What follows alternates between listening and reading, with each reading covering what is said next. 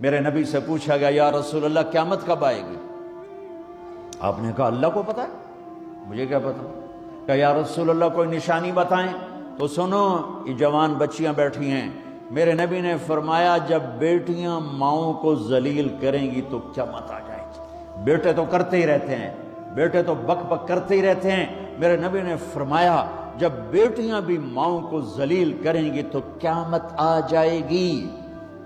یہ اتنا بڑا پاپ ہے، یہ اتنا بڑا گناہ ہے۔ حالانکہ قیامت آئے گی جب دنیا سے مسلمان مٹ جائیں گے، جب کفر ہی کفر ہوگا، اللہ قیامت کو قائم کرے گا۔ لیکن ماں باپ کو دکھ دینا، درد پہنچانا، یہ اتنا بڑا پاپ ہے کہ اس کو قیامت کے ساتھ جوڑا۔ اور خاص طور پر جب بچیاں ماؤں کو ذلیل کریں گی تو میرے نبی نے فرمایا قیامت قائم ہو جائے گی۔ تو وہ یوں بیٹھے ہوئے آرام سے، وہ نہیں ہلے۔ تو جب پتہ چلا میرے نبی کو کہ میرے دادا ابراہیم ہیں، تو میرے نبی خود آگے گئے، میرے نبی خود آگے گئے۔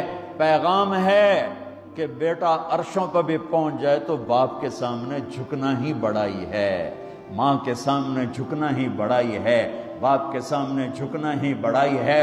میرے نبی نے فرمایا کاش میری ماں زندہ ہوتی۔ سنو نوجوان بیٹھے ہوئے ہو، تمہارے والدین اگر یہاں ہیں تو سن لو۔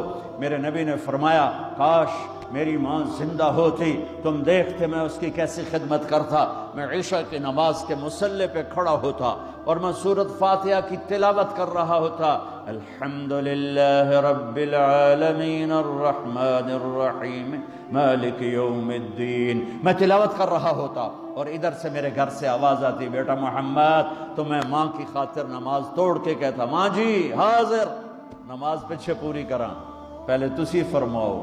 ہاں، میرے نبی نے فرمایا میں جنت میں گیا، مجھے قرآن کی تلاوت سنائی دی، میں نے پوچھا یہ کون تلاوت کر رہا ہے؟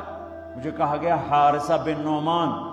تو آپ نے فرمایا حارثہ تو ابھی مرا نہیں، مدینے میں بیٹھا ہوا ہے، تو یہ چھوٹے سے مجمع کو کتنا بڑا مائک آواز پہنچا رہا ہے کہ مائک ہٹا دو تو میری آواز تیسری لائن سے آگے نہیں جائے گی۔